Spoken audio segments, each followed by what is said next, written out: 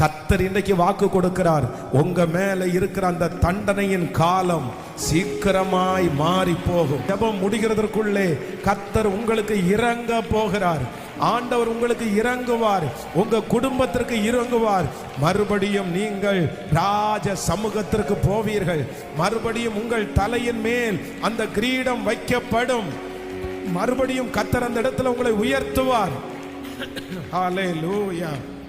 மறுபடியும் எந்த ஜனங்கள் உங்களை அப்படி உயர்ந்த இடத்துல பார்த்தாங்களோ, மறுபடியும் அதே கனம் உங்களுக்கு மீண்டும் கொடுக்கப்படும். ஆமென்.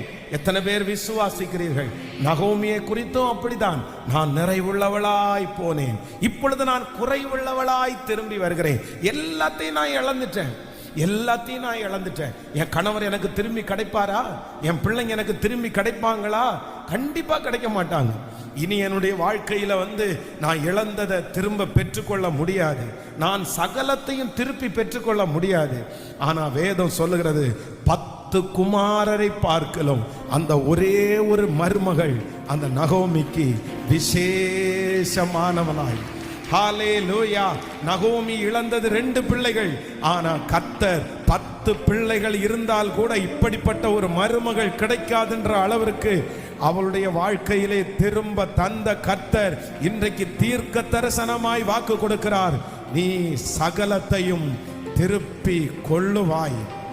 நீ சகலத்தையும் திருப்பி கொள்ளுவாய்.